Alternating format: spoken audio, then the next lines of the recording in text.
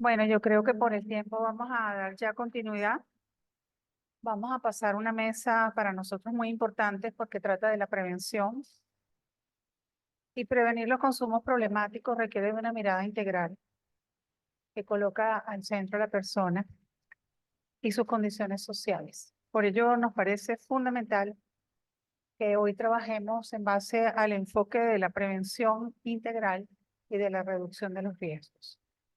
Es una mesa muy interesante porque tenemos dos compañeros que van a dirigir unas dinámicas porque vamos a trabajar en función de un debate colectivo que nos va a permitir llegar a aportes que la Comisión Preventiva luego va a poner en mesa y va a seguir desarrollando.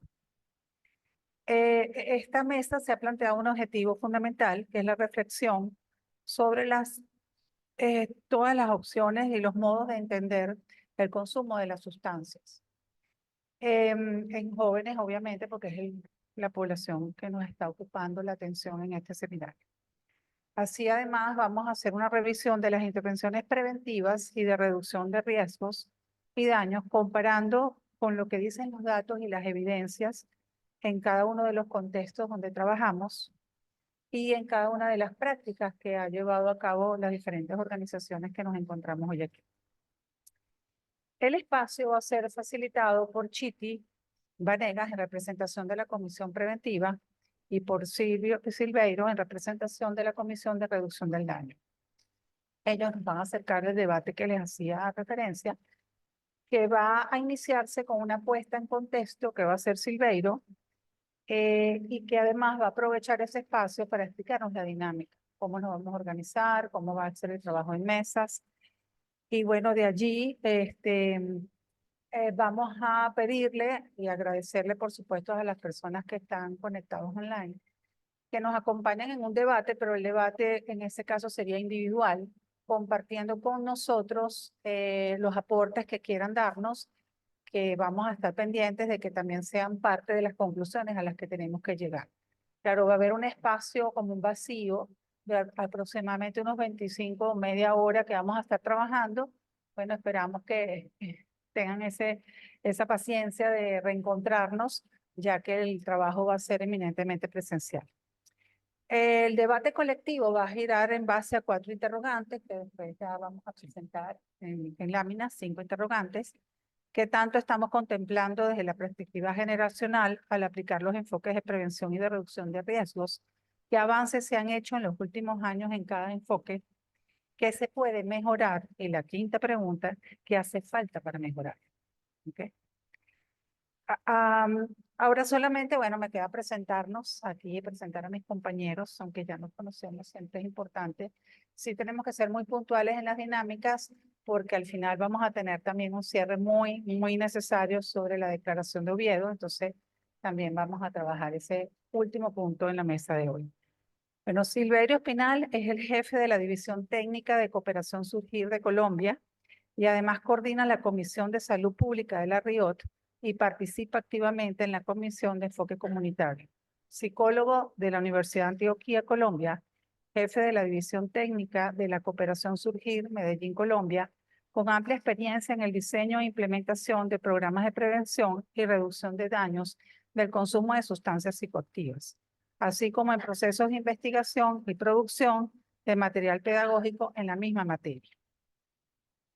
Además, tenemos a Chiti Vanegas, Irma Vanegas, es la presidenta de la Fundación Ampuy en Argentina, que nace con la misión de ayudar a niños, adolescentes y jóvenes que viven en contexto de vulnerabilidad socioeconómica a mejorar, además ayuda a mejorar la calidad de vida a través de programas educativos.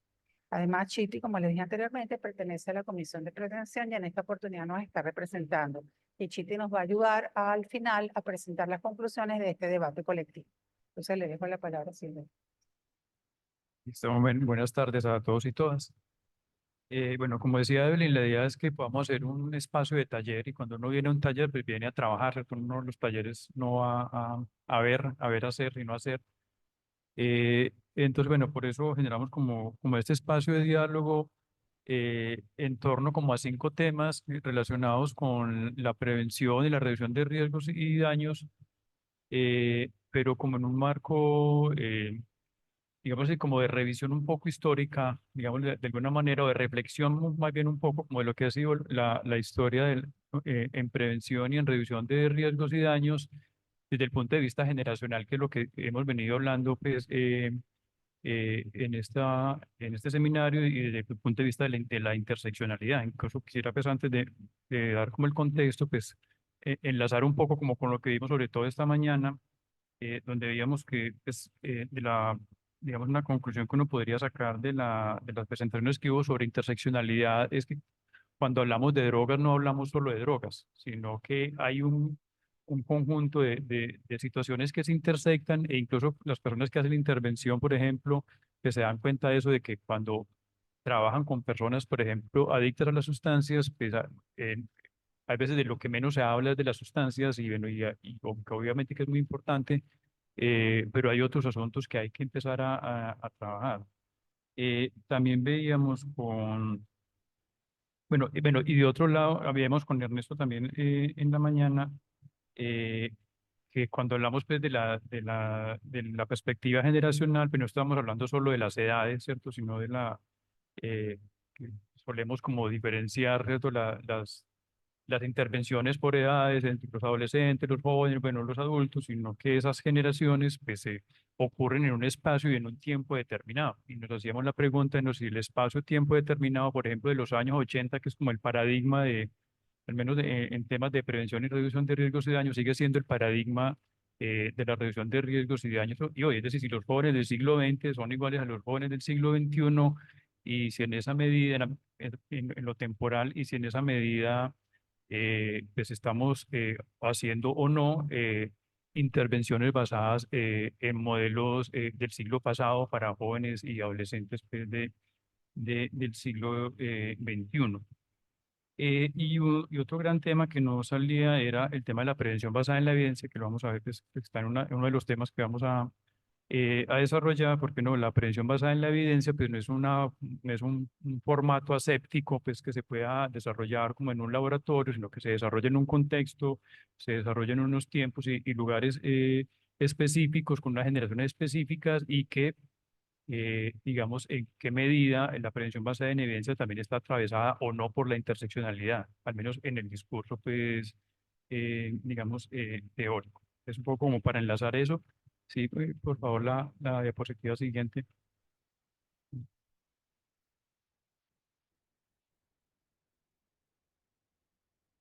Ya. La siguiente, por favor. Ah, pásame.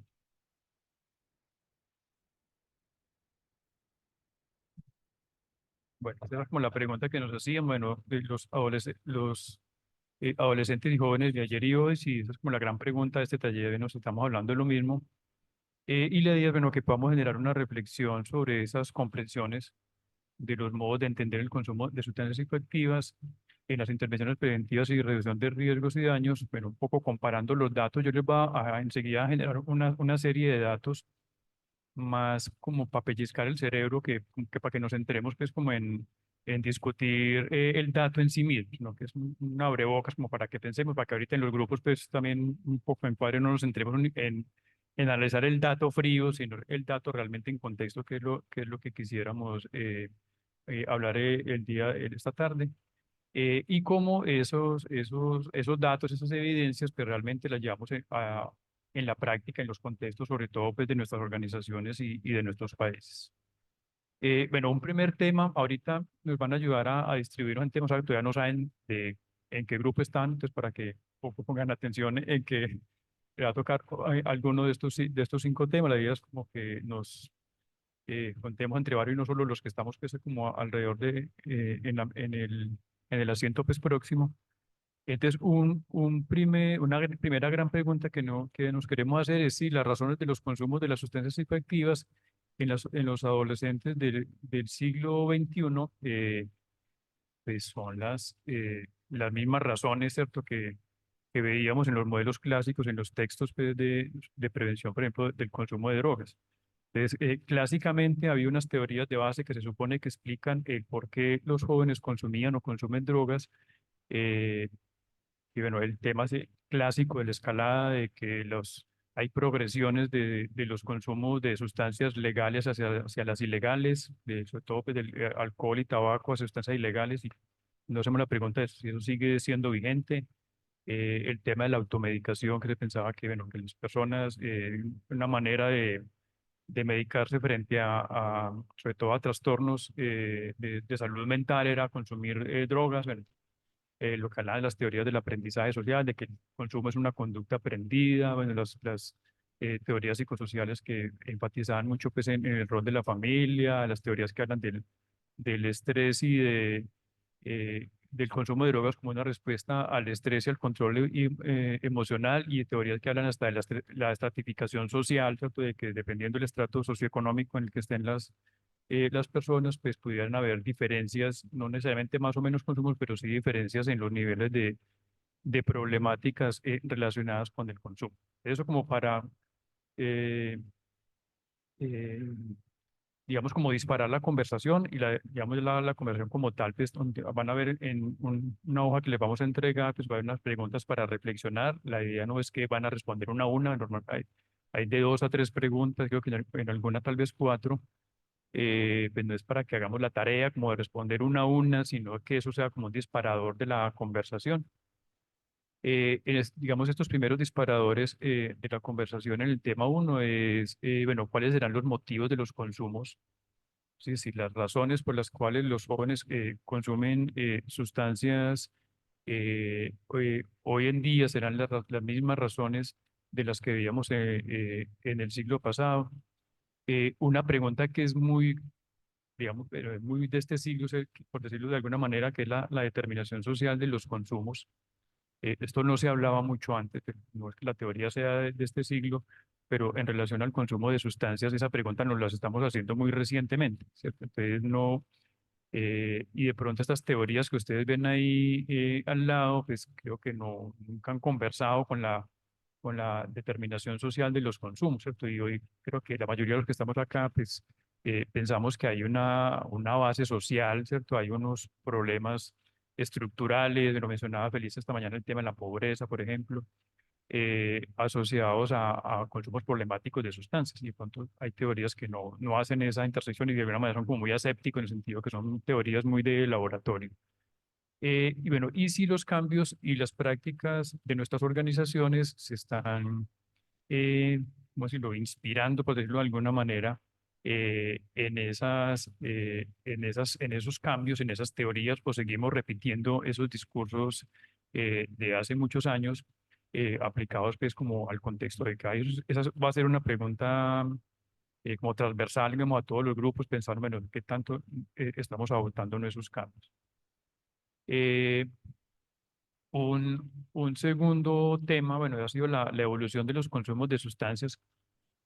Eh, Estas gráficas básicamente pues, las traje es porque este es el estudio de universitarios de la comunidad andina, que, bueno, que lastimosamente solo se llevó hasta el año 2016. Hay cortes del año 2009, 2012 y 2016 en jóvenes universitarios de la comunidad andina, Bolivia, Ecuador, Venezuela, Perú, Colombia. Y solo para mencionar 2 cosas. Una es que ustedes pronto no alcanzan a ver bien, pero los gráficos de arriba son la prevalencia de consumo de alcohol y la prevalencia de consumo de tabaco, que ustedes ven que van en declive, ¿cierto? Van bajando las prevalencias en esos consumos y, por ejemplo, en Colombia los estudios actuales muestran también ese declive, o sea, han disminuido los consumos de alcohol, los consumos de tabaco, y eso pareciera una gran noticia, pero no necesariamente significa que no haya habido otras sustancias, por ejemplo, que la reemplacen o otras sustancias de predilección. Por ejemplo, en Colombia hubo un estudio de escolares muy curioso que en un año mostró que el consumo por ejemplo, de popper era más alto que el de marihuana en adolescentes escolarizados, ¿cierto? Modas, bueno, que pudo haber pasado. Y en las gráficas de abajo, ustedes ven que ahí están unas gráficas sobre consumo de marihuana y consumo de LSD que van en ascenso. Es decir, por ejemplo, mencionan ahorita, por ejemplo, el tema de sustancias de síntesis, y Un caso concreto hoy en día, no solo en jóvenes universitarios, es el aumento, por ejemplo, en el consumo de TUSI, que parece ser una sustancia de predilección de los adolescentes, incluso por encima del alcohol. Hay adolescentes que refieren consumir este tipo de sustancias y que nunca han consumido alcohol o cosas que es un poco quizás más anecdóticas, pero también que habrá que estudiar, pero que parece ser, por ejemplo, que el consumo de marihuana pareciera ser de más de personas de la generación de 40 años en adelante, y los adolescentes se ven un poco menos atraídos por el consumo, por ejemplo, de marihuana en algunos contextos. Entonces, bueno, y de otro lado, el otro problema en este tema 2 es la diferencia entre los consumos y realmente los consumos problemáticos. Esta gráfica lo que muestra, la barra azul indica el, el porcentaje de consumidores de, a nivel global, versus el azul más claro, el porcentaje de personas que tienen un trastorno por uso de sustancias en el mundo. Y están ahí los cortes de 2012, 2016 y 2020, como ven, no ha cambiado mucho, pero lo que sí es destacable es que hay una proporción pequeña de personas consumidoras que llegan a tener realmente un trastorno por uso de sustancias. Bueno, ¿y qué pasa con los demás en los que también pues, se presentarán o no se presentarán situaciones pues, que necesiten algún tipo de intervención, ya sea preventiva o sea de reducción de riesgos y daños? Pues ahí en este grupo, las preguntas que queremos plantear, bueno, es si las estrategias eh, que planteamos para la prevención y reducción de daños pues, están contextualizadas o no a los territorios. Es decir, si pues, no, obviamente no van a ser las mismas situaciones pues, sé yo, en una discoteca de Madrid, ¿cierto? A una discoteca de la ciudad de Medellín o cualquier otra ciudad de Latinoamérica. Eh, si la prevención y la reducción de riesgos y daños la intervenimos según niveles de problematización. Es decir, no es lo mismo hablar pues, de jóvenes con consumos experimentales de algún tipo de sustancia, quizás en uso recreativo, que quizás no lo van a hacer nunca más en su vida o lo van a hacer muy poco, eh, a personas jóvenes, adolescentes que lo están haciendo de manera constante o a aquellos que ya quizás hayan desarrollado un trastorno por uso de sustancias. Y la pregunta transversal que les mencionaba ahorita, pues si las organizaciones nos hemos ajustado o no a esa evolución de esos consumos, tanto desde lo territorial como desde lo generacional, es decir, desde lo que pasa en la diferencia de un territorio, incluso en una misma ciudad, y lo que pasa a nivel de los grupos poblacionales, en este caso pues, de adolescentes, en un contexto pues, determinado. Bueno, del tercer grupo, bueno, es el tema de los factores de riesgo y protección, que como todos saben, pues es un clásico de la prevención, aunque hemos hablado de determinante social y todo eso, pero sigue estando, digamos, en la mirada siempre ese el trabajo de ver cuáles son los factores que hay asociados a los consumos de sustancias psicoactivas.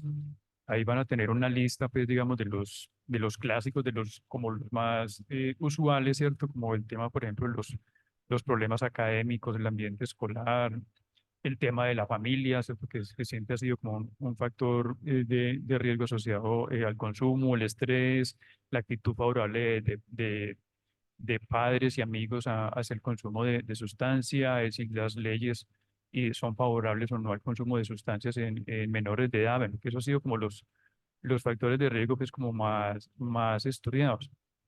Y aquí la pregunta que le hacemos a cada grupo, bueno, es si esos factores de riesgo y protección hoy en día siguen vigentes. Si sigue siendo, si hay una relación tan directa de tener problemas académicos y riesgo de ser consumidor problemático de sustancias psicoactivas, ¿cierto? Si tener una familia con algún tipo, digamos así, de disfunción o de problemáticas, eso constituye un factor de riesgo asociado al consumo de sustancias psicoactivas, o habrá otros factores de riesgo, otras situaciones que, que son más vigentes, más presentes en nuestra contemporaneidad y que no los hemos trabajado, que no los hemos analizado. Una segunda pregunta gira alrededor de, bueno, de la gestión de los factores de riesgo de nuestras organizaciones. Yo siempre he dicho que la prevención no es más que la gestión de los factores de riesgo. Entonces, y que cuando uno hace prevención, pues deberá identificar cuáles son esos factores de riesgo asociados y sobre ellos es que planteará pues una estructura, una estrategia pues de intervención. Entonces la pregunta de, bueno, y es, esa lectura la hacemos, o sea, tenemos identificados cuáles son esos factores de riesgo más preeminentes en X o Y población y no desde la intuición, sino desde, digamos, como herramientas o algún instrumentos, indicadores, etcétera, que nos ayuden a identificar de forma pues como más científica esos factores de riesgo, protección a los cuales estamos interviniendo. Y, si, y un tercer elemento, si habrá una relación entre esos factores de riesgo y nuevamente el tema de la determinación social de los consumos, que, pues, bueno, a mi modo de ver, pues, es mucho más amplia, se puede hablar de la determinación social de los consumos que de solo de los factores de riesgo y protección, pero bueno, esto cómo se complementa o no se complementa. Bueno, un cuarto tema tiene que ver con las metodologías y los enfoques de prevención. Ahí van, es que no sé si, al menos yo no lo veo. Eh, pero bueno, lo van a tener ahí pues, el grupo al que le toca. Eh, Eso tiene que ver con el tema pues, de la prevención basada en la evidencia. Ustedes van a ver ahí en el cuadro que hay unos modelos y tienen unas estrellitas y entre más estrellitas se supone pues que hay más evidencia de ese tipo de programas y por tanto pues podríamos o deberíamos como realizar ese tipo de programas. Pues aquí le leo algunos, por ejemplo, en la etapa, digamos, de infancia y adolescencia temprana, lo que dice la evidencia es que los programas de habilidades de crianza tienen 4 estrellas, es decir, que tienen unas probabilidades de éxito muy altas según pues, la estadística. Los programas de habilidades sociales y parentales tienen 3 estrellas, el manejo de aula tiene 3, abordar las vulnerabilidades individuales tiene 2. Es decir, está como de alguna manera es como si la prevención, por ejemplo, indicada en ese sentido, pues no tiene muy buena evidencia hacer intervenciones individuales. Eh, por ejemplo, que el cambio en las políticas y culturas escolares tampoco tiene muy buena evidencia, eh, pero que las políticas para mantener a los niños en la escuela, bueno, tampoco. Que las políticas de alcohol y tabaco tienen buena evidencia, que las intervenciones multicomponentes basadas en comunidad tienen mediana eh, evidencia, bueno, o que las intervenciones breves también parecen tener buena evidencia. Entonces, eso es lo que dice pues la prevención basada en la evidencia bueno, de un lado. Y que creo que les había adelantado un poco la pregunta, bueno, es que los modelos de la evidencia, pues de alguna manera son muy asépticos en el sentido pues de que hay que hacerlo, como dice la evidencia, ¿cierto? Como dice pues como el experimento de laboratorio, pero venimos desde la mañana hablando desde una perspectiva generacional, desde una perspectiva de interseccionalidad, entonces, bueno, manejar el laboratorio en esa con esos dos ingredientes pues se hace un poquitico complejo, lo cual no significa tampoco que no seamos pues como científicos a la hora de desarrollar programas de prevención y de reducción de riesgos y daños. Y de otro lado, otro ingrediente que les quiero poner ahí para la discusión es los criterios de calidad que hubo de Coppola en el año 2014, que es bueno, lo que nos dice Coppola de cómo, lo que nos dice Coppola sobre cómo ¿qué deberíamos tener en cuenta a la hora de formular e implementar programas de prevención? Es, bueno, de que esté basado en evidencia, de que haya un ajuste de las poblaciones objetivo, de que definamos los factores de riesgo y protección, de que tengamos un modelo teórico. Ahorita hablaron también, Ernesto, de los modelos de cambio que tengamos definidos en nuestros programas. Bueno, y digamos que lo que lo plantea Coppola un poco es que en la medida en que uno hace como este checklist de criterios, pues tiene mayor o menor calidad en sus programas de prevención. Entonces, las preguntas que queremos para este grupo uno, bueno, es bueno, si respecto a la prevención basada en la evidencia, pues es viable, es posible, es necesaria, bueno. Pero de otro lado es cómo limitamos, o sea, entendiendo que hay limitaciones de la evidencia, o sea, o al menos yo no estoy diciendo que no sea importante, pues, trabajar con evidencia, pero que tiene unos límites, pues, claramente identificables. Por ejemplo, el límite de que la prevención basada en la evidencia, pues, hasta ahorita no ha tenido muy en cuenta el tema de la determinación social de los consumos, eh, pero tampoco sin llegar al otro extremo de la banalidad técnica. Pero la banalidad técnica me refiero a hacer cualquier cosa que parece preventiva, como qué yo, un partido de fútbol o, bueno, eh, o un programa artístico. Bueno, hay muchas estrategias, pues, que a veces se desarrollan supuestamente, pues, de prevención, un pequeño taller, una conferencia, ¿cierto? Y ese tipo de cosas, pues a veces las llamamos prevención, y que no, pues, no sirven como un rigor metodológico y técnico, pues, para realmente llamarlo, pues, una estrategia de prevención. Bueno, y el grupo quinto, eh, vamos a trabajar sobre consumos en adolescentes y jóvenes y reducción de riesgos y daños. Ahí van a tener como dos insumos para reflexionar.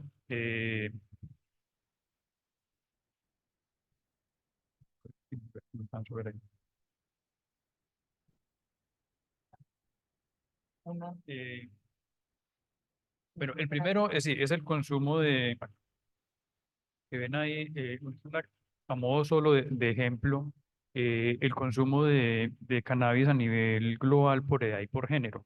Entonces ustedes ven ahí que claro, más o menos la mitad de los hombres, eh, y más o menos la mitad de las mujeres, pero también se ve que el porcentaje de mujeres sobre hombres, pues, es más o menos la mitad de los hombres que consumen cannabis a nivel global. Obviamente, pues, habrá diferencias. Pero algo también singular ahí es, bueno, que si hablamos, por ejemplo, de los adolescentes entre 15 y 16 años, son más o menos el 10%, y la otra mitad lo suman los jóvenes de 17 a 24, que son los mayores, digamos, consumidores todavía de cannabis en el mundo, por lo cual no quiere decir que no haya otras poblaciones que todavía siguen ya adultos y hasta los 64 años, ¿cierto? Que hay una población considerable de consumo de cannabis, que han consumido cannabis en el último año. Eh, y la otra gráfica que tienen ahí, que tiene que ver eh, con la distribución en América Latina y el Caribe de las personas con VIH por grupos poblacionales. Entonces ahí van a ver que, por ejemplo, más o menos el 4% de población con VIH en América Latina son consumidores de drogas. Entonces, ahí digamos, por eso poníamos eso ahí, la pregunta bueno, de qué otras cosas tenemos que empezar a intervenir bueno, a hacer reducción de riesgos y daños. Por ejemplo, el clásico de la prevención del VIH en personas que se inyectan drogas. eh, pero también como tener en cuenta que hay asuntos como, bueno, que una cosa que creo que se veía muy poco en el siglo pasado es de tener colectivos de consumidores que defienden sus derechos, ¿cierto? Que defienden sus derechos no solo en general, sino sus derechos, por ejemplo, a ser consumidores, ¿cierto? Y en ese panorama que es mucho más actual, cómo nos enfrentamos a hacer programas de prevención y reducción de riesgos. Entonces, ahí, bueno, hay dos preguntas, bueno, tres realmente, que una es, bueno, que analicemos un poco la postura de los actores políticos frente a estos fenómenos, pues, que merecerían tener prevención y reducción de riesgos y daños, el qué tanto hemos implicado nosotros a los consumidores en la formulación de las políticas, en el diseño de los programas, en nuestras mismas organizaciones. Eso era un asunto, pues, como impensable en otro tiempo, que los consumidores hicieran parte de nuestro quehacer, pues simplemente, si antes eran el objeto de nuestra intervención, y cómo hoy los pensamos en sujetos y partícipes de la intervención. Y la pregunta por la gestión de los consumos recreativos. Está entendiendo de otra gráfica que les mostré antes, que hay una porción y bastante grande de personas que consumen drogas que por ahora no tienen un trastorno por por uso de sustancias y de los cuales muchos podrán estar ahí en consumos recreativos. Y ahí se nos abre una gran pregunta de los consumos recreativos en adolescentes, bueno, sobre todo pues en menores de edad, que obviamente sabemos pues, que ya lo están haciendo, pero hay siempre como la discrepancia moral, no técnica, pero sí sobre todo moral, de si es debido o no es debido hacer programas de reducción de riesgos, por ejemplo, con adolescentes. Bueno, entonces esto era como El ya contexto. el contexto que es como para el abrebocas. Entonces la idea es que nos vamos van a tener pues, también información en su subgrupo, los vamos a distribuir en 5 grupos, vamos a tener aproximadamente 30 minutos para hacer la discusión. eh, cada grupo pues, va a designar un relator, digámoslo así, que luego que tendrá 4 minutos para exponernos las conclusiones pues, de su grupo y luego unas conclusiones finales, como ya les había comentado Evelyn. Bueno, yo voy a hacer para organizarnos por grupo, 1, 2, 3, 4, ¿sí? 5 grupos.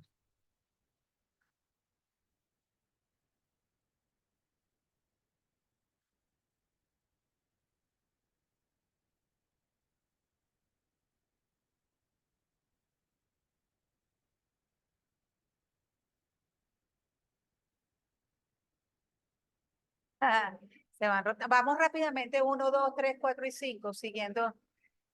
Ajá. Están todos los grupos para pasarle entonces a Chiti, quien va a dinamizar la presentación de las relatorías. Gracias a las personas que están conectadas y nos esperaron estos 25 minutos. Recuérdense que si tienen algún aporte sobre el enmarque que realizaron anteriormente en la mesa, les agradecemos ponerlos en el chat para que sean tomados en cuenta al momento de presentar las conclusiones de esta socialización. Bueno, podemos empezar por el grupo 1, que se refería a las razones y las motivaciones de consumos. ¿Quién va a ser el relator o quién fue el coordinador de ese grupo? ¿Quién nos puede exponer acerca de las conclusiones del grupo 1? Las conclusiones de la pregunta número 1 o todo, porque nosotros hemos sido muy trabajadores. y Es hemos- un solo relator todas para las todo preguntas. lo que recogieron. un Uno solo relator. global. Ok.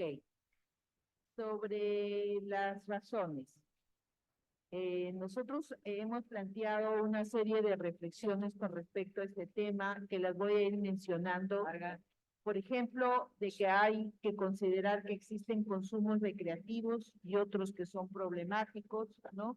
Que existen una serie de problemáticas familiares y sociales, que los estímulos de consumo han cambiado, que tiene que ver también de cómo se construye la autoestima, que tiene que ver las categorías actualmente ya no son las mismas en cuanto a lo social, familiar, individual, y que creemos que prima lo individual más sobre lo social. Existe mucha presión para hacer cosas de manera inmediata, ¿no? Y la sustancia te da la inmediatez. La violencia en redes, que ya ahora es las 24 horas del día, que afecta a muchos de los y las jóvenes. Perdón, Julia, dijiste breves, ¿qué cosa? En redes. En redes. También existe el tema del consumo asociado a la exclusión social y familiar, que hay un abuso social, hay una falta de atención política también a esta problemática, ¿no? Y que se deja de lado que el consumo, ¿no? Sin dejar de lado que el consumo también está asociado ya cuando se consume a la exclusión social. Esa es la primera pregunta. ¿Voy a la segunda pregunta o es de otro grupo? Voy a la segunda pregunta. ¿Cómo se relaciona o cómo nos relacionamos con los modelos anteriores? Sabemos que algunos de los modelos anteriores... Pero es Porque que está cada bien. grupo lo dinamizó de una manera diferente, entonces Claro. no queremos ahora. Bueno, ok, pero vamos a no interrumpir. Era Tienes la tu palabra. no, era así. Podían tomar las 3 preguntas y asociarlas, relacionarlas y sacar conclusiones, o tomar una y trabajar sobre eso. Y cada grupo lo tomó como Ok, quiso. pues somos bien contaditos. Sabemos que ahora hacemos una evaluación y pensamos que muchos de los modelos anteriores han sido erróneos, ¿no? Eso hay un reconocimiento de ello. Sin embargo, sin dejar de lado considerar lo biopsicosocial, ahora tenemos también que dar una mirada a los que son los determinantes sociales, ¿no? Eso es lo que el grupo reflexiona.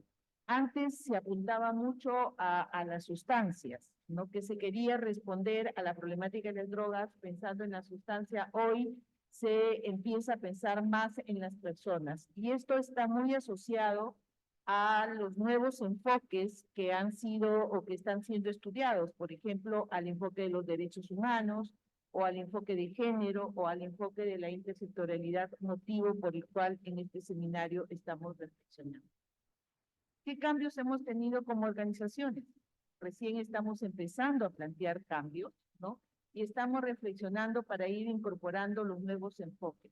Lo importante es que somos permeables al cambio. Yo creo que eso es una característica de muchas de las instituciones que están en la red. Y las intervenciones que hacemos es básicamente mirar siempre a la persona y mirar los determinantes sociales. Gracias. Gracias, Julia. Gracias, Julia. Gracias, grupo. Grupo 2.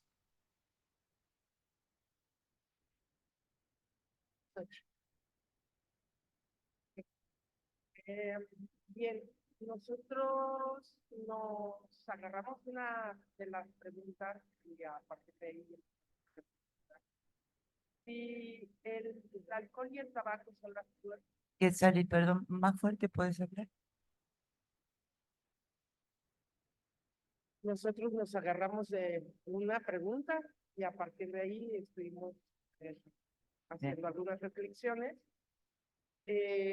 La pregunta es si el alcohol y el tabaco son la puerta de entrada al consumo de otras sustancias psicoactivas. Y nos dimos cuenta de que hay diferentes realidades, pues éramos 4 países en esta discusión: España, Argentina, Bolivia, México. Y lo que concluimos es que sí, las nuevas generaciones han cambiado el patrón de consumo. O sea, las generaciones actuales siguen consumiendo alcohol de manera normalizada porque existe en casa, porque es parte de la vida cotidiana y entonces se normaliza el uso. Se puede iniciar por alcohol, pero después, si alguien se va hacia otras sustancias, tiene más que ver con su tipo de personalidad, o sea, por cuestiones sociales y por cuestiones individuales, ¿no? Tiene mucho que ver el entorno, tiene mucho que ver las necesidades o el acceso que tienen o los problemas que tienen, porque veíamos y discutíamos el ejemplo de las personas en situación de calle y lo que se ejemplificaba es que consumen, por ejemplo, resistol, consumen alcohol, porque el alcohol está accesible las 24 horas del día, pero también también resistol porque es bastante económico y es lo que alcanza el pegamento. Perdón, resistol es la marca, creo. Bueno, porque es económico y porque les ayuda como a pasar el día con las dificultades que se les van presentando, ¿no? También revisamos que los medios de comunicación influyen tanto para el consumo como para el no consumo. El consumo porque se ha normalizado mucho todo el tema de el consumo de cannabis para diferentes cuestiones o en diferentes modalidades, pero también han logrado estas campañas de comunicación reducir el consumo de tabaco. ejemplo. ¿Y qué más? Bueno, revisamos también que hay diferentes también estereotipos en los consumidores de droga, y esto para llegar a la conclusión de que cada tipo de gente va a escoger, o cada persona va a escoger el tipo de droga que quiera consumir al final. Eso. Muchas gracias, Quetzal. El aplauso. Un aplauso.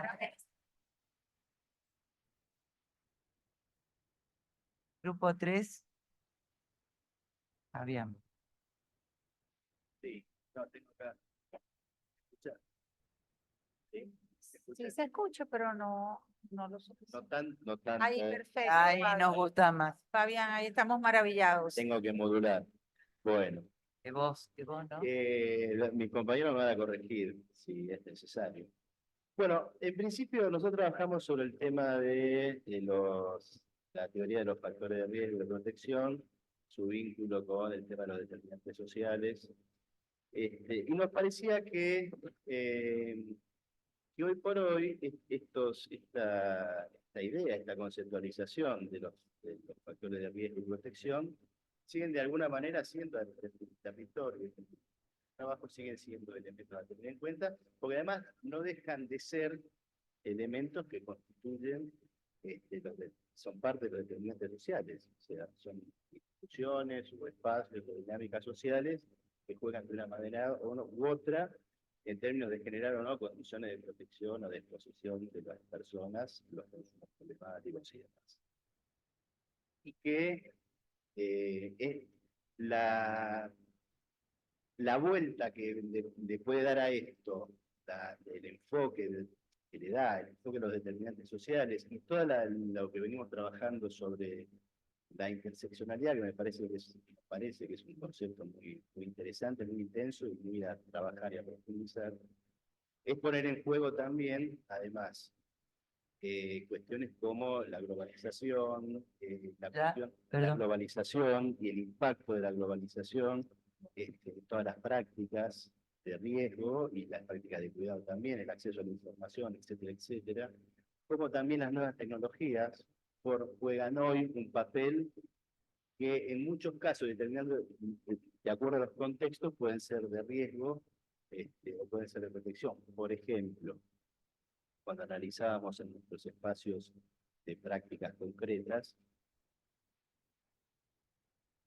en los sectores medios altos, las tecnologías de la comunicación y la información pueden en muchos casos estar asociadas al juego problemático, teniendo en cuenta que hoy las empresas que promueven el juego vía internet, por lo menos en Argentina, sponsorean todos los programas deportivos y sponsorean cada vez más actividades deportivas. Entonces se junta el juego como deporte con el juego por dinero y demás. Eso es un factor de riesgo.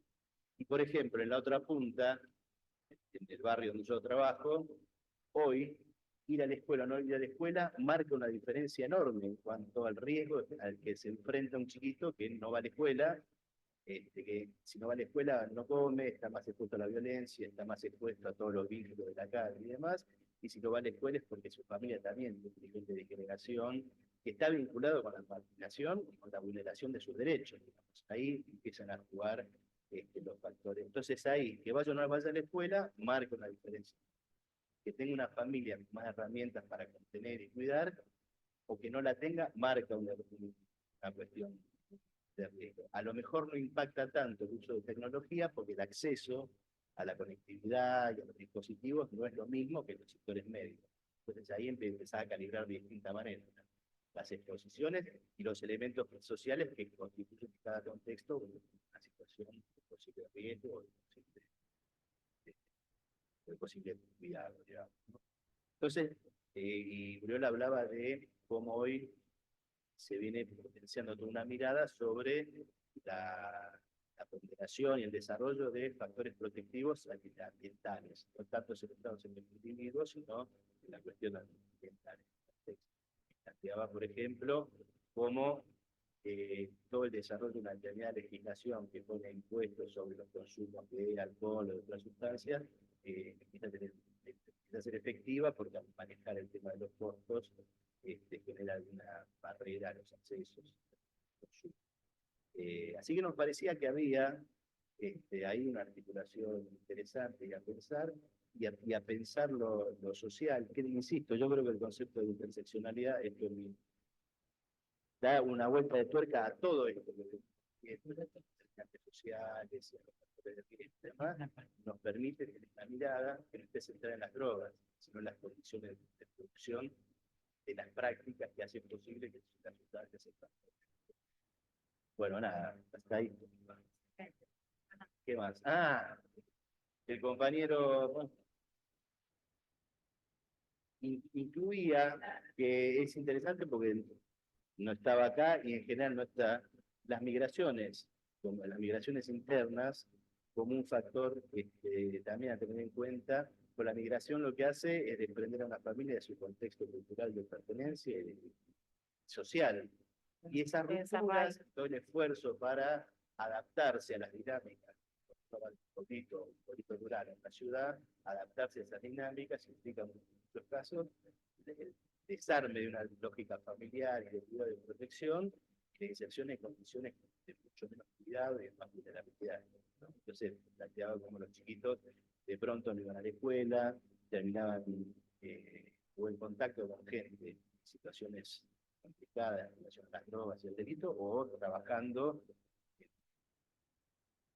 una dimensión que también deberíamos considerar en nuestra América Latina, que es todo el trabajo ilegal de niños y niñas. Que muchas veces no se problematiza, no se vincula con el tema de las drogas, pero que va ahí de la mano. Así que bueno, ¿algo más? Muy bien, muchas gracias.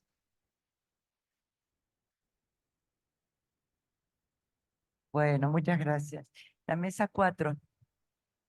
Te tocaría. No se peleen, pues. No discutan. Más cerca, por favor, el micrófono. A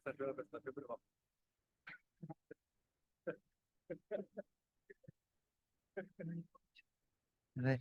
Nuestras preguntas eran, ¿cuáles son las limitaciones que en nuestros contextos de intervención observamos para hacer prevención basada en evidencia? ¿Puede ser un poquito más fuerte, Néstor? Gracias.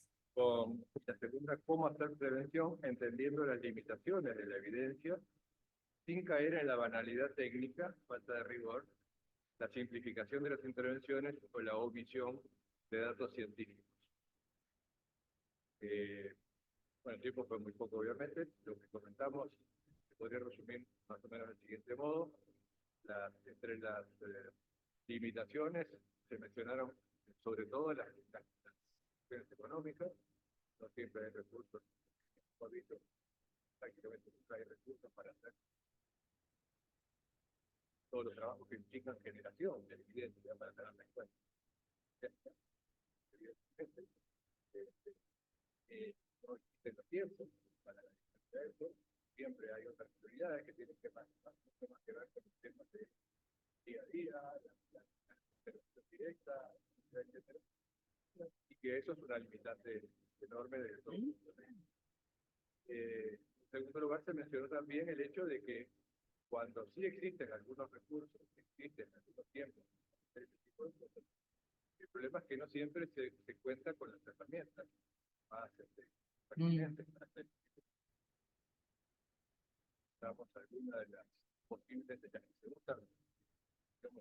Cuando uno revisa en qué áreas hay evidencia sobre cualquier tipo de política pública, lo que hace los meta-análisis, análisis de los análisis, de la entrevista de literatura, etcétera, disponibles para un tema particular, lo que se encuentra siempre abrumadoramente es que en el norte global hay evidencia para lo que quieran, y en el sur global no hay evidencia para casi nada. Y eso tiene explicaciones. Yo voy a hacer en muchos sentidos, etcétera. Pero algunas de las que más se destacan es el hecho justamente de lo que decíamos, pero la falta de la posibilidad de editar, energía, humanos, tiempo, etcétera. por ejemplo. Ahora, es más fácil hacer este tipo de ejercicio de generación de evidencias para la prevención en algunos ámbitos de los colegios, pero es mucho más difícil en estos temas hacerlo por ejemplo, fiscales. Entonces, naturalmente hay muchas dificultades para poder completar este tipo. Y lo que se sugiere en todo caso es que habría que intentar hacer tipo de esfuerzos buscando más asociaciones. ¿No? Tiene por qué no estar que se haga directamente, sino que se haga a través de algún tipo de estudio,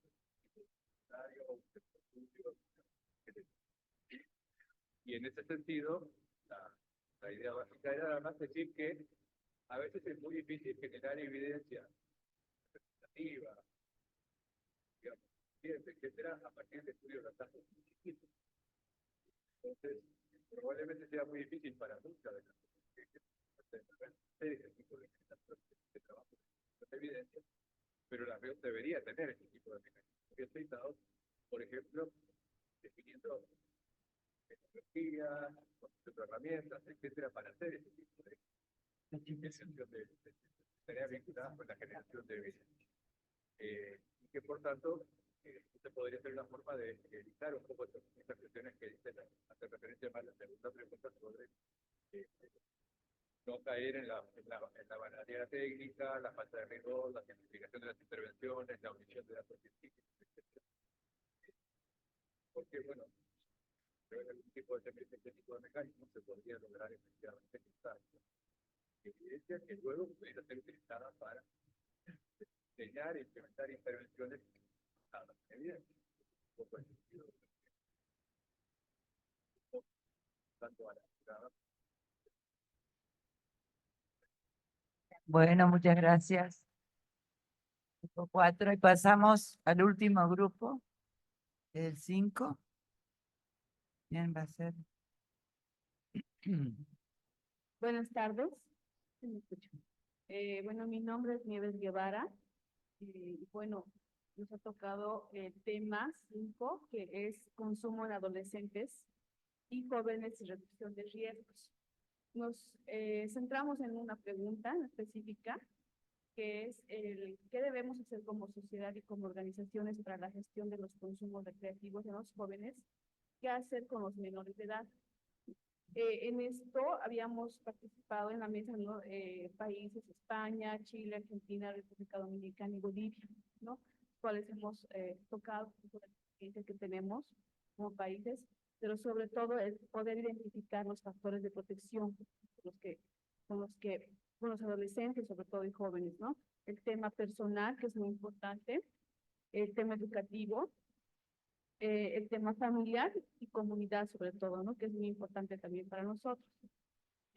Habíamos tocado específicamente el tema del trabajo de calle, ¿no? Que en este proceso de trabajo de calle es muy importante la escucha activa que sea genuina, que sea con respeto y sin juzgar sobre todo, ¿no? Porque hablamos con ellos y es muy importante poder mirarlos a los ojos y decirles, ¿no? Que cómo te llamas, qué te gusta hacer, ¿no? Entonces es un proceso para nosotros importante porque los vamos a apoyar en este proceso, ¿no? Entonces creo que nos volvemos como un soporte afectivo también para ellos en este proceso. En este proceso que les hablaba, la atención es muy importante porque ayudamos a descubrir sus habilidades, ¿no? Teniendo en cuenta que a muchos chicos sí les gusta el fútbol o sí decía, como decía Fabián, ¿no? El tema de la comida, la gastronomía. Si ellos no se dan cuenta y muchas veces por sus faltas, de falta carencia económica, tampoco pueden tener acceso a este espacio, ¿no? De poder cocinar, que les gusta mucho y en muchos casos estar en un equipo de fútbol. Entonces es importante poder descubrir sus habilidades. Pero además es importante poder saber qué les gusta hacer, ¿no? Ya que a muchos de estos chicos que están en alto riesgo o muchos ya han empezado el consumo, ¿no? Son de familias expulsoras. Vale decir que si bien ellos están con una familia, mamá, papá, es nuclear o muchas veces monoparental, no hemos visto que hay el tema de pobreza en la familia, hay factores intrafamiliares, hay ausencia de autoridad maternal o paternal también, ¿no? Entonces, esto debilita, ¿no? El apoyo con el proceso de la persona, del adolescente o del joven, ¿no? Entonces, para nosotros hemos visto importante que es justo hacer ese tema de empatía con ellos, ¿no? Pero además involucrarlos a la comunidad, que es muy importante, porque esta persona que está, bueno, este adolescente que está en la calle, ya ha generado un vínculo de confianza con la comunidad. ¿No? Eso pasa en Bolivia, que por ejemplo, un hombre mencionó doña Rosa, por ejemplo, ha generado ese vínculo con esta persona, con este joven o adolescente. Entonces, a ella, por lo menos ella sí sabe que le gusta, más que su mamá o su papá, ¿no? Para nosotros es muy importante involucrar a la comunidad, ¿no?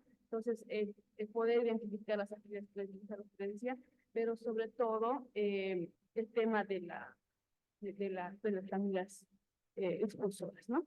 Tal vez ahí Fabián. Importante que la intervención esté centrada en la sustancia, y no más en el desarrollo de la vida. Bueno, un aplauso.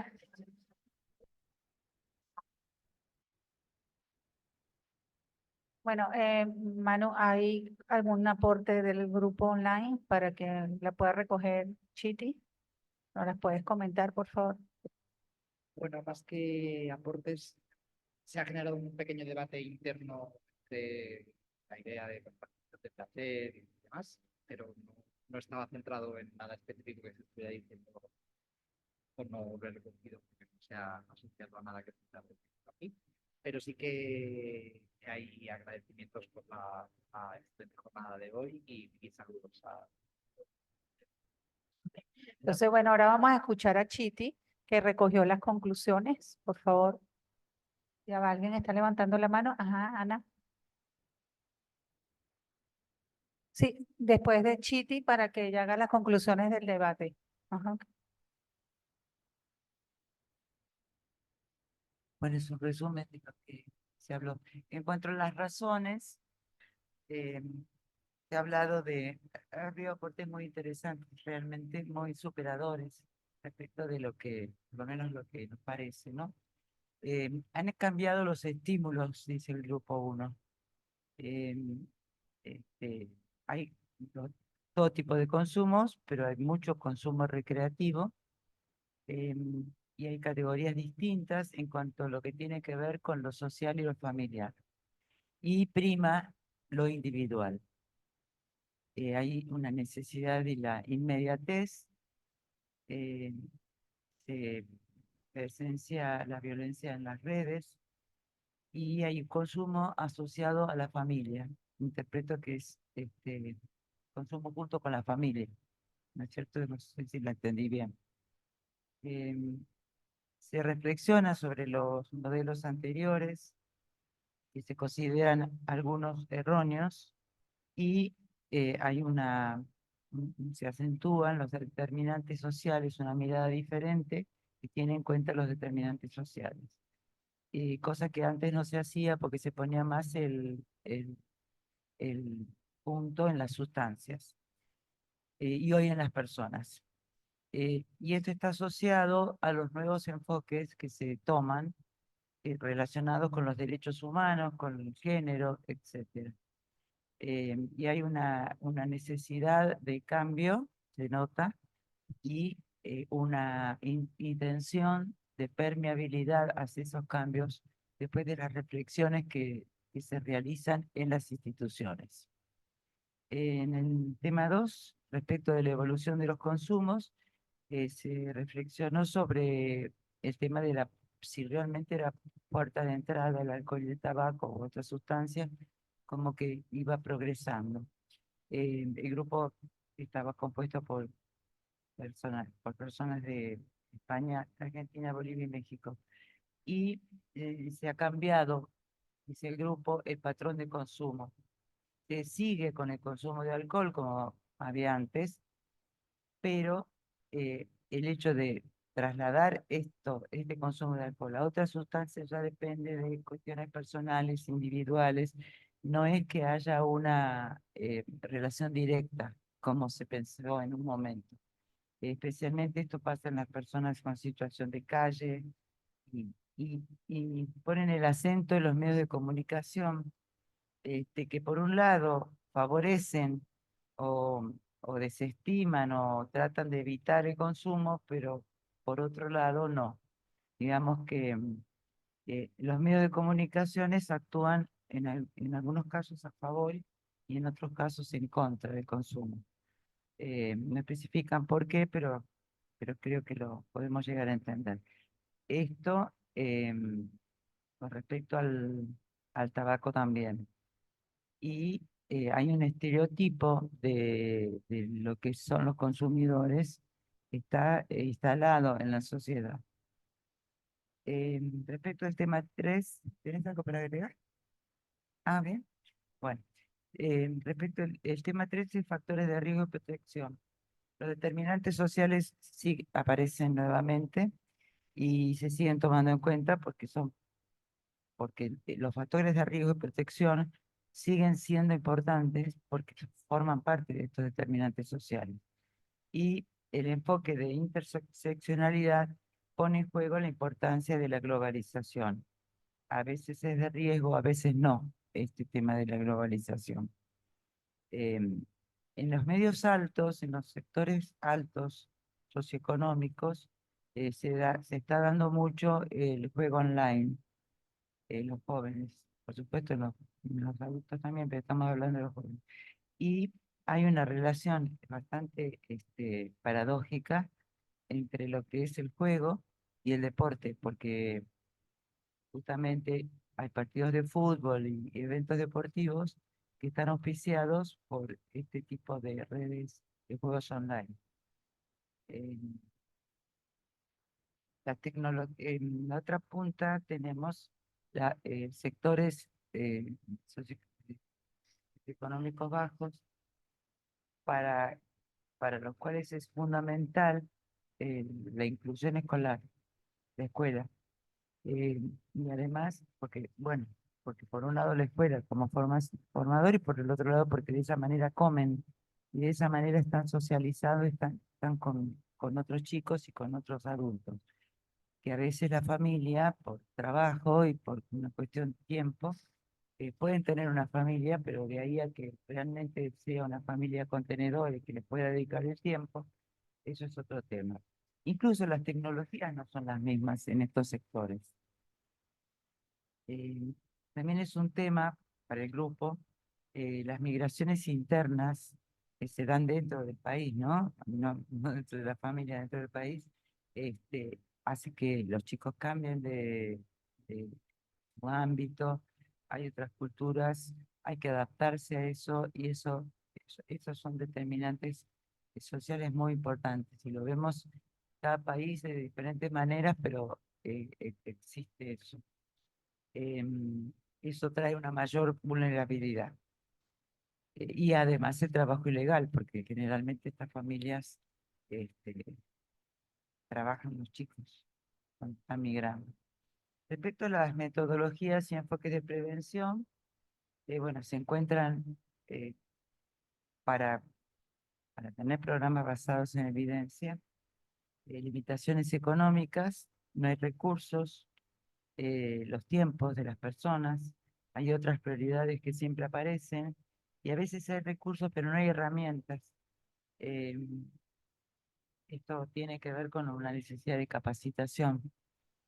Se intenta hacer este tipo de esfuerzos y se propone el tema de las alianzas con universidades y otras organizaciones para suplir eso que la organización no puede tener. Respecto a temas de grupo 5, el consumo en adolescentes y jóvenes, con respecto a la reducción de riesgos, se preguntan se centraron en esta pregunta, qué debemos hacer con los menores de edad, y bueno, se pone el acento en la personalidad, en lo educativo, en lo familiar, y fundamentalmente en una escucha activa, sin juzgar. Lo principal para este grupo es descubrir las habilidades y en la escucha activa que puedan aparecer esas habilidades y ser reconocidas por los menores. ¿Qué les gusta hacer? Descubrir nuevas habilidades, descubrir nuevas actitudes, acciones para hacer, ocupaciones. A veces son familias, sobre todo en familias de bajos recursos, hay muchas familias monoparentales que por lo general están manejados por mujeres. Y bueno, se sugiere y se pone como gran valor la empatía que hay que tener con estos jóvenes, estos niños, para los cuales también la comunidad es muy importante, porque esa relación con nosotros, sobre todo en estos lugares donde hay las familias, y yo, es un pensamiento mío, a veces son hogares muy pequeños, en donde las acciones se desarrollan más en la calle que dentro de las casas, por eso la importancia de la comunidad. Y por último, la importancia de no centrar el tema del consumo de la sustancia, sino en un desarrollo posterior, en lo que podamos colaborar para un desarrollo de estos de niños jóvenes. Bueno, muchas gracias, Chiti. Gracias. Bueno, voy a agradecer a Silverio y a Chiti por este debate que nos ha permitido llegar a conclusiones que luego serán compartidas. Le doy la palabra a Ana, que ya la teníamos ofrecida, porque luego, no menos importante por ser de último, vamos a tener una última presentación. Bueno, en realidad dos cosas, estoy tomando algo de lo que se ha dicho.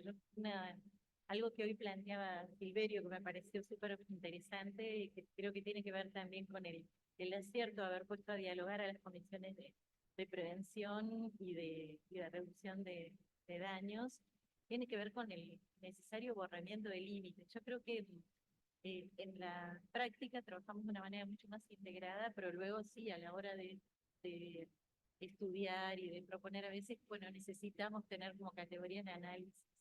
Pero en la práctica, en la realidad, yo creo que hay un borramiento de límites, que cuando estamos trabajando en la línea de la reducción, de la gestión de los riesgos, estamos haciendo intervenciones que son claramente preventivas o viceversa también.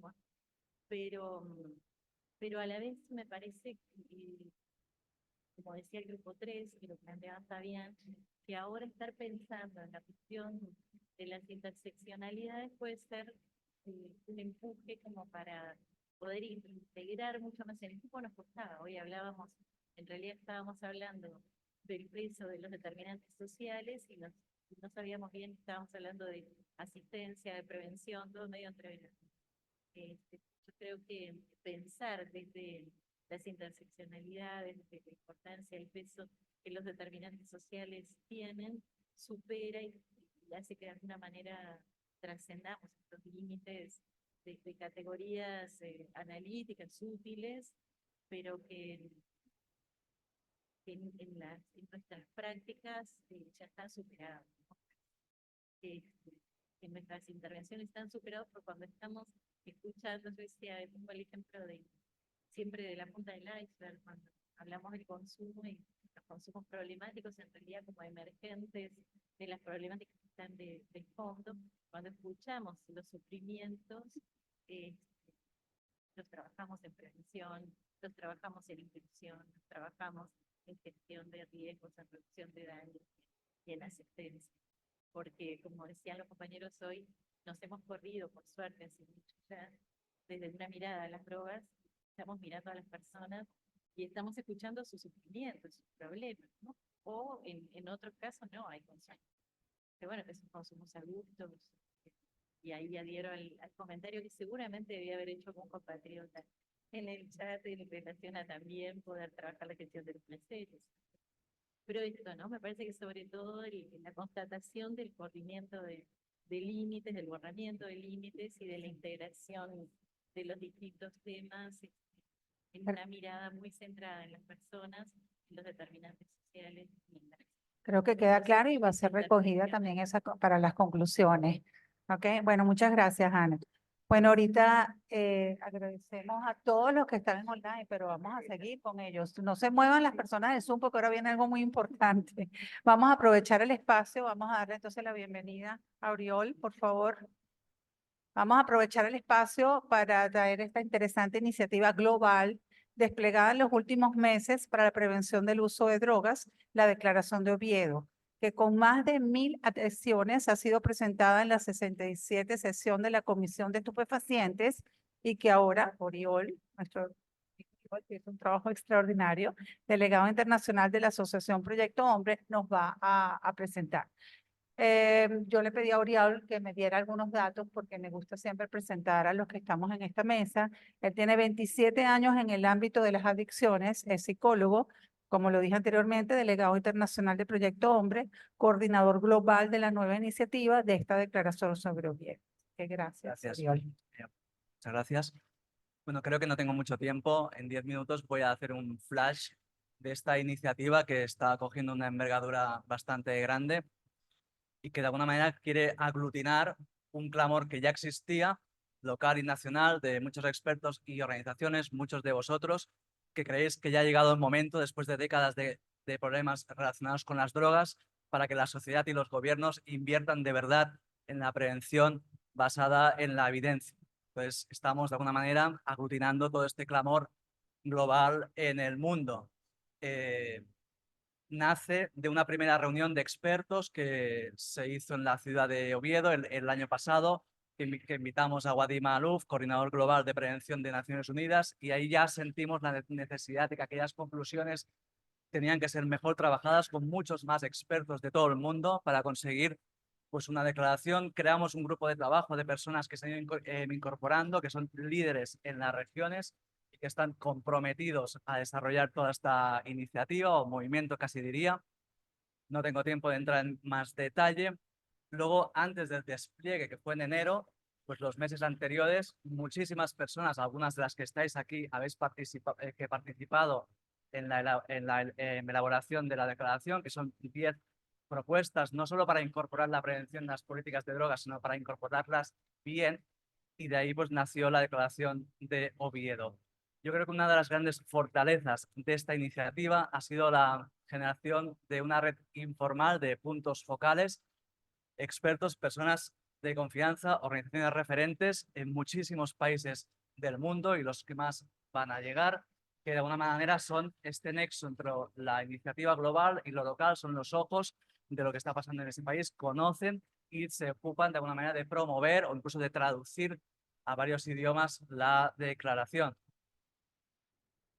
Se está traduciendo a muchos idiomas, casi todo, como veis, es de sentido común, pero a veces el sentido común pues no se lleva a cabo. Para llegar a la población uno tiene que hablarle con los documentos o de la manera que se habla en ese país, y se ha traducido ya a los 6 idiomas oficiales de Naciones Unidas, pero también al hindi, al indio, al euskera, por ejemplo, en España, al tailandés, etcétera. Ahora se ha traducido al turco, se va a traducir al quechua, para poder de alguna manera llegar a cuantas más poblaciones mejor. Este proceso está siendo acompañado por observadores, uno es de España, el Gobierno de España, luego Naciones Unidas, Consejo de Europa y 2 universidades que le dan también el monitoreo, y el Comité de ONGs de Viena, que representa a todas las ONGs que están trabajando en el mundo de drogas de cara a Naciones Unidas. En Naciones Unidas, como comentábamos, hicimos el lanzamiento de toda esta iniciativa con muchísimas acciones. Tuvimos el honor de ser recibidos por la directora de UNODC. Todo esto responde a una voluntad también de ellos, es como el momentum.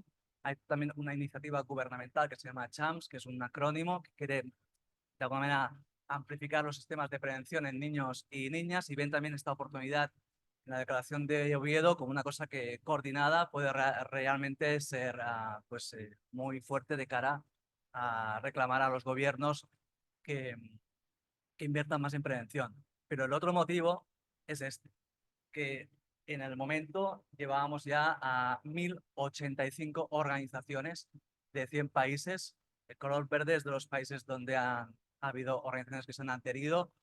Muchas de ellas son organizaciones de sociedad civil, pero también redes, plataformas, federaciones, con lo cual tiene un efecto multiplicador, universidades, incluso gobiernos, colegios profesionales, con lo cual es mucho más allá de los que estamos trabajando en el ámbito de adicciones y drogas, sino otras organizaciones que representan en otros ámbitos de la sociedad civil. No tengo tiempo, solo leo los titulares, estoy yendo un poco rápido, pero es que no hay tiempo. O sea, no, bueno, o sea, Estamos en tiempo. solo, Estamos en tiempo. solo leo los 10 titulares de la declaración, pero la declaración es un poco más extensa, aunque se ha intentado que sea escueta, y cada uno de los titulares tiene un desglose, ¿sí? El primer punto es que ya está bien de palabras. O sea, que los gobiernos tienen que invertir significativamente en políticas de prevención. ¿Sí? El 25% del porcentaje de la reducción de la demanda, si prácticamente no invierten en eso, es como decir nada. ¿Sí? O sea, también pedimos que sea equilibrado, que no solo invierta en reducción de la oferta, sino también en la demanda, y en la demanda al menos un porcentaje significativo en prevención. Promover la prevención todas las edades, pero enfocado a las edades más tempranas, ¿sí? No toda la prevención funciona igual, ¿sí? A veces decimos prevención cuando no es prevención, con lo cual fomentar la investigación y la evaluación, porque incluso puede ser contraproducente. Ampliar la visión de las respuestas preventivas para desplazar el foco centrado en las drogas hacia el individuo y la comunidad. Esto permite enfocar intervenciones a sustancias legales, como puede ser el tabaco, el alcohol, la medicación prescrita, o bien también otras adicciones sin sustancia, como puede ser el juego, etcétera, ¿no? Incorporar enfoques interseccionales que abarquen a todos los colectivos de riesgo. Impulsar sistemas de prevención que involucren múltiples actores y que documenten la efectividad y rentabilidad. O sea, hay muchas experiencias que están funcionando, se están monitorizando, algunos se están evaluando con resultados positivos, y es muy importante que todo esto se pueda replicar siempre y cuando se ajuste y se adapte a las especificidades culturales de cada lugar, para que de alguna manera todo esto se vaya extendiendo en todo el mundo. O sea, no solo que en unas áreas o regiones o localidades en el mundo se estén ejecutando programas de prevención efectivos, y en otros lugares la mayoría no. Proporcionar cobertura universal desde un continuum de atención.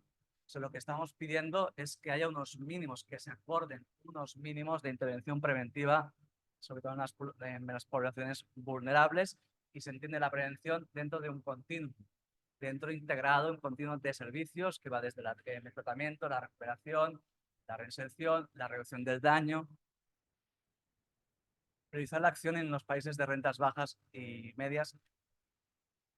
Todavía es más necesaria la prevención en aquellos países o regiones en el mundo donde prácticamente no existe o hay muy poca infraestructura de salud y de servicios sociales.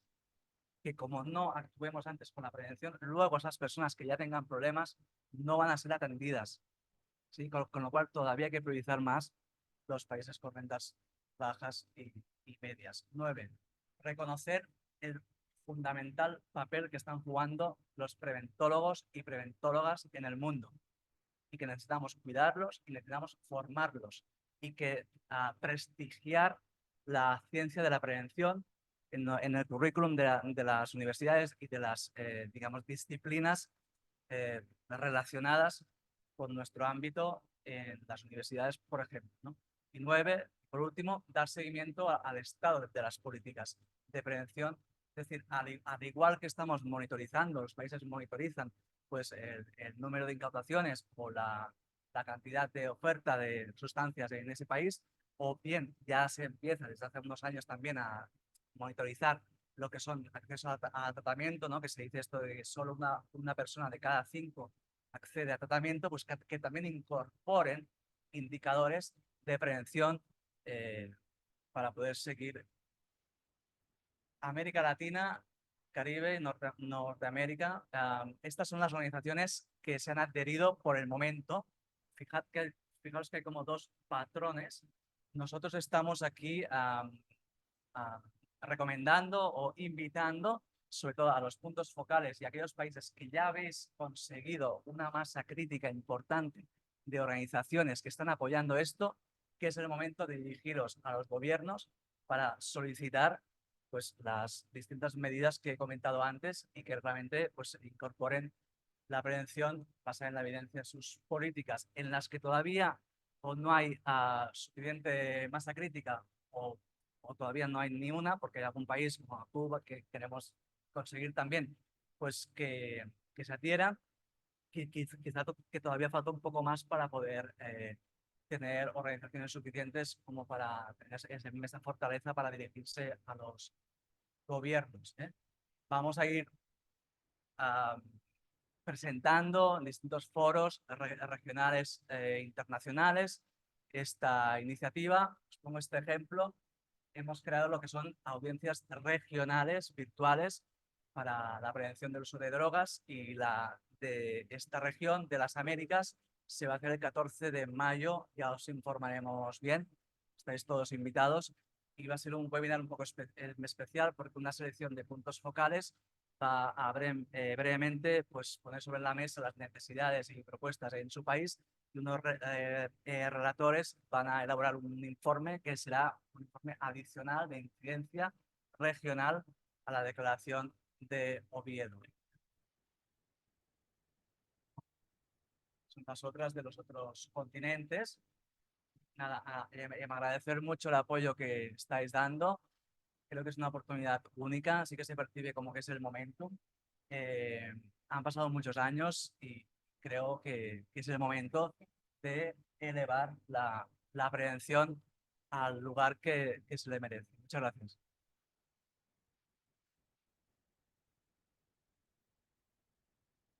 Bueno, tomando en cuenta el tiempo, damos por finalizar la sesión del día de hoy. Cualquier conversación con Oriol, él está en disposición. Auxi.